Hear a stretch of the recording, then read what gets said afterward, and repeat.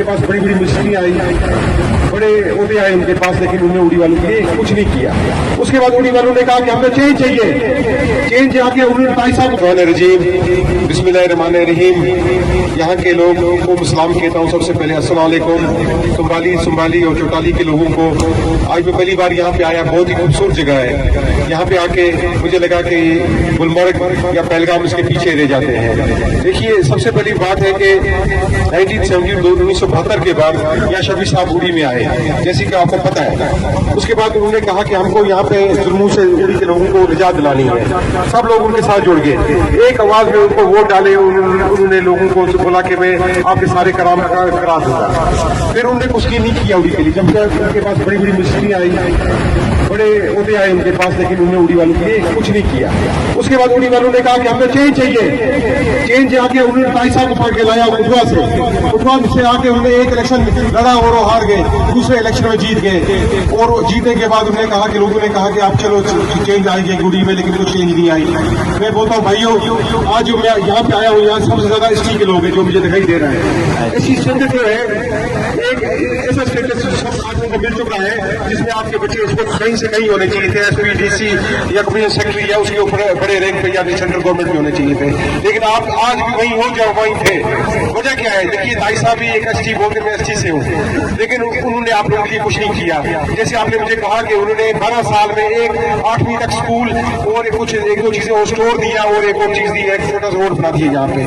अभी आप लोग कहते हो कि यहाँ में रोड बराबर यहाँ नहीं है, रोड के लिए भी कुछ करो। भाई साहब जहाँ जाते हैं उनका पहला नारा होता है कि उड़ी में हर जगह में रोड बनाए। तो अगर उन्हें रोड हर जगह में बनाए तो इधर क्यों नहीं है? ऐसा नहीं है। देखिए, अब हम चेंज चाहते हैं। एक नौजवान लोग सामने आए, चाहे आप हो, चाहे मैं हो, चाहे कहीं का भी हो लीडर, कोई लीडर तो सामने आए जो ये कहे कि आगे कि मुझे अपनी आवाम के आंसू पहुंच रहे हैं। जो मैं यहाँ आया, मैं आपके लोगों में आके ये देखा कि हर एक की आंखों में से आंसू आ रहे थे।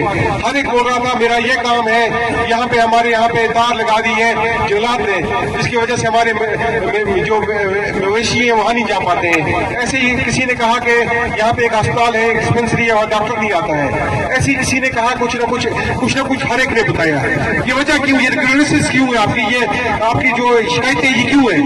ये उन लोगों को जो दूर करनी चाहिए थी जो हुकूमत में थे, जो 10-12 साल यहाँ पे रह के गए, लेकिन आप लोगों के लिए उन्होंने कुछ नहीं किया। आपको सिर्फ इन्होंने बोला कि आपको ये दिखाएंगे वो दिखाएंगे।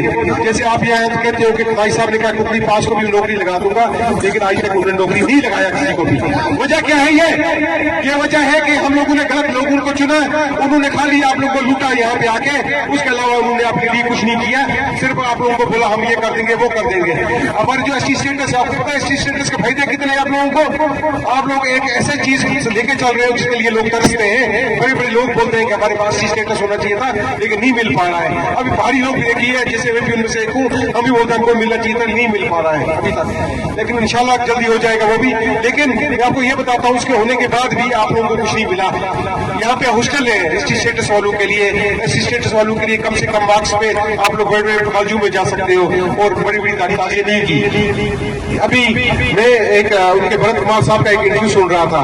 उन्होंने कहा कि उड़ी में आज बोला कि बीजेपी वाले आगे जाते हैं, गाँव में फोटो उठाते हैं, 5-6 आदमी जमा करते हैं, फोटो शूट उठा के निकल जाते हैं। मैं उन भरत कुमार साहब से पूछता हूँ कि उन्होंने उड़ी के लिए क्या किया? और चेयरमैन है उड़ी म्युनिसिपल कमेटी के, वहाँ पे टूटी हुई सड़क है, टूटी हुई नाली जा रही है, वहाँ कल गई गया मैं। उन्होंने कहा कि यहाँ पे गन डालते लाके हमें डिजीज हो जाएंगे, हम मारे जाएंगे।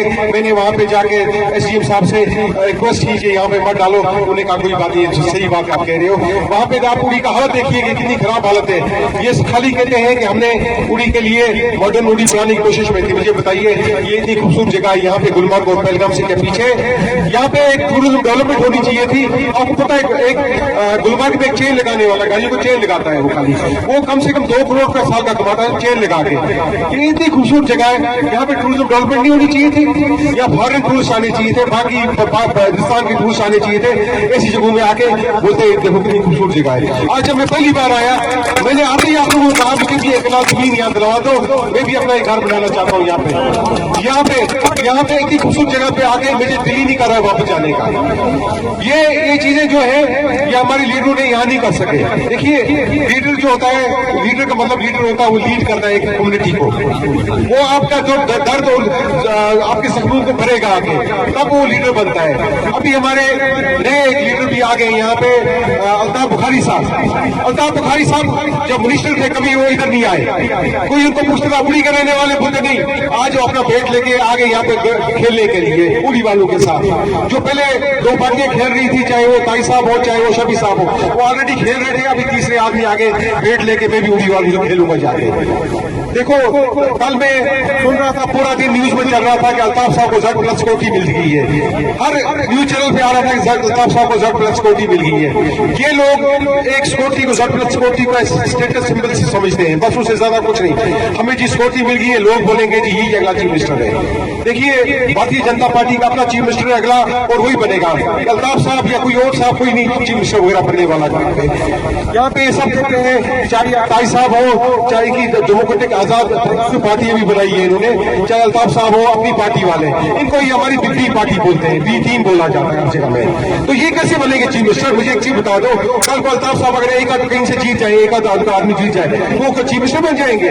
चीफ मिनिस्टर या खाली भारतीय जनता पार्टी का बनेगा और कोई नहीं। देखिए अभी हमारा पार्लियामेंट्री इलेक्शन अलग साल है, और आप देखना आपके हमारे जो नरेंद्र मोदी साहब है वो नई तरह से हिंदुस्तान के प्राइम मिनिस्टर बनने वाले हैं, और क्योंकि उनको लोग चुनते हैं। अभी आप देखो हमारे दौलबाद सबसे ज्यादा वहां मुसलमानों में भारतीय जनता पार्टी को वोट डाले, जबकि वहां मुसलमान सबसे ज्यादा रहते हैं, क्योंकि भरोसा हो गया मुसलमानों को, क्योंकि जब से वहां पे हमारे उत्तर प्रदेश में भारतीय जनता पार्टी की गवर्नमेंट आई, वहां लॉ ऑर्डर बहुत अच्छा हो गया। औरतें हमारी माँ बहनें आराम से घूमने लगी वहां पे, किसी के साथ जुल्म नहीं होने लगा। या तो खानदान 500 पहले उन्हें वहां पे लोगों के साथ जुल्म किया, गुंडा ताकत थी वहां पे, गुंडे गर्दी थी वहां पे, उन्हें गुंडागर्दी सारी खत्म कर दी। उसकी वजह से वहां पे हमारी दूसरी टाइम हमारा चीफ मिनिस्टर वहां का चीफ मिनिस्टर बना। नहीं तो अगर एक बार बनता दूसरी बार थोड़ी बनता हो, 2 बार वहां का चीफ मिनिस्टर बना भारतीय जनता पार्टी का। तो इसी तरह से नरेंद्र मोदी साहब भी अगले 50 साल तक जो भारतीय जनता पार्टी है आगे, और अगला जो चीफ प्राइम मिनिस्टर हिंदुस्तान का होगा फिर वो हमारे नरेंद्र मोदी साहब होंगे। अभी आप देखिए, अभी हमारे आशिक साहब ने एक बात बोली आपको कि उन्होंने, हमारे जो नरेंद्र मोदी साहब है, जब उन्होंने फरियाद सुनी हमारे गुजर अग्रवाल भाइयों की, उन्होंने कहा जो वहां पे मकान है उनको उन्होंने उनके नाम करवा दिए, जो जंगलों में उन्होंने रखी जमीन है, क्योंकि वो हमेशा हर एक के ग्रास रूट पे जाते हैं, बोलते हैं ये वो कौम है, ये बहुत मजलूम कौम है, ये जंगलों में रहते हैं, हमेशा हिंदुस्तान की मदद की इन्होंने, हमेशा एक दीवार की तरह हिंदुस्तान के सामने खड़े हो गए लोगों के सामने। जब हमारे दुश्मन आए उन्होंने कहा कि सबसे पहले हमारे ऊपर से जाओ, तब हमारे आगे जाना, तब तक हम आगे किसी को जाने नहीं देंगे। इन्होंने हमेशा दुश्मनों को रोका, तो इनके लिए हमने अच्छे से काम करने हैं। हमेशा उन्होंने इस कम्युनिटी को बढ़ाने के लिए बहुत सारे काम किए और वो करते रहेंगे। लेकिन सबसे बड़ी बात है, मैं आज पहली बार यहाँ पे आया 2-3 गाँव में। सबसे पहले मैं माफी चाहता हूँ कि मैं लेट हो गया, क्योंकि हमारा आज पार्टी का फाउंडेशन डे था जो हमने उड़ी में मनाया जाके, उसकी वजह से मैं थोड़ा लेट हो गया। यहाँ पे मैंने सुना कि 300-400 लोग वापस चले गए जो आए हुए थे, हमारा इंतजार कर रहे थे यहाँ पे सुबह से, क्योंकि बारिश होगी काफी सारी, उसकी वजह से वापस जाना पड़ा उन लोगों को। देखिए इस वक्त भारतीय जनता पार्टी जो है उड़ी में काफी मशहूर हो रही है दिन ब दिन। कहीं भी मैं जाता हूँ बोलते हैं कि हमको ज्वाइन करना है आपके साथ। अभी भी मुझे लोग फोन करके कह रहे हैं कि हमको बहुत प्रोग्राम करना है, अब हमारे पास भी आइए, हमारे पास भी आइए, हमारे पास भी आइए। यहाँ पे जो पुरानी पार्टी हमारे पास है, चाहे वो ताई साहब की पार्टी हो, चाहे वो शफी साहब की पार्टी हो, उनकी तो कोई देखना पसंद नहीं कर रहा है आज। ये कहते हैं हमने इलेक्शन लड़ना है, और ये बोलते हैं कि ये लोग कहां से आ गए। अगर उन्होंने काम किया होता है लोगों के लिए, इस वक्त उनको घर में बैठना था खाली, और ये जीत जाते हैं। आप इनको भी वोट डालते, मुझे बोलता निकलो यार, निकलो यहाँ से भाई। बीजेपी का क्या काम है यहाँ पे? यहाँ पे हमारे शमी साहब या ताई साहब है, इन्होंने काम किया है, हमने खाली वोट इनको डालना है। लेकिन आप आज बोलते हो कि हमें चेंज चाहिए उड़ी में। क्यों चेंज चाहिए आप लोगों को? इसलिए चेंज चाहिए कि इन्होंने अपनी काम नहीं किए हैं, इन्होंने आपको खाली आपके नाम पे सरकार को दिखा के लूटा है। अभी आप देखो ताई साहब का केस CBI में गया हुआ है, जो इन्होंने वहां पे काम किए हुए हैं, जो ये सारे, चाहे वो हमारा PHE की स्कीम्स हो, चाहे हमारी यहाँ पे रोड्स बने हुए हो, सारी जगह में कपड़ा है, वो करोड़ पे है। अभी 13.5 कनाल इन्होंने यहाँ पे शुपिया में ताई साहब की जमीन निकाली गवर्नमेंट ने, जो उन्होंने हड़प की हुई थी सरकारी जमीन। अभी जम्मू में पता नहीं कितने 100 कनाल लोगों की जमीनें हैं। ये कहां से लाई इन्होंने?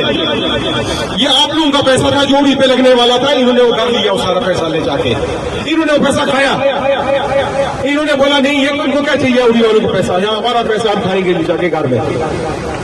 अगर आपको ईमानदारी चाहिए, ईमानदार लीडर चाहिए, वो खाली एक ही पार्टी, इसको भारतीय जनता पार्टी, और कोई आपको दे नहीं पाएगा। क्योंकि आपने देखा 2014 के बाद यहाँ पे जितने दफले होते थे, कोई दफला बता के बताओ कुछ हुआ कि नहीं हुआ? कभी कोई दफला नहीं हुआ। नरेंद्र मोदी साहब ने कहा न मैं खाऊंगा न खाने दूंगा किसी को, उनका आज तक ना रहा है ये, ना उन्होंने किसी को खाने देंगे ना खाएंगे। तो हमारा कोई भी, जितना भी हमारे पार्टी के लोग हैं, कोई भी उनका गफला नहीं है। जो भी कोई गलत करता है उसको मोदी साहब छोड़ते नहीं है। चाहे हमारा पार्टी वाला भी कोई गलत करेगा, बोलेंगे जाओ घर बैठ जाओ या जेल जाओ, अगर उससे बड़ी गलती करेंगे। लेकिन कांग्रेस के जमाने में जो चोर थे वो सबसे ऊपर थे। जो नेशनल कांफ्रेंस के जमाने में जो चोर थे वो सबसे ऊपर है। अभी क्यों लीडर है उनके चेंज नहीं है। शफी साहब 1972 में यहाँ पे एमएलए बने। अब किसी और का हक हो था। देखो डायनास्टी रूल हो गया, खानदानी राज ये चला रहे हैं। अब किसी और का हक था, जिनको शफी साहब रहा था।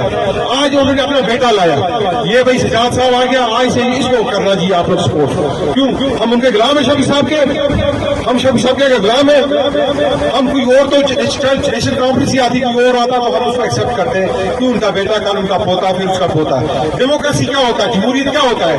जमहूरियत है आज मैं हूँ, कल वो है, परसों वो है।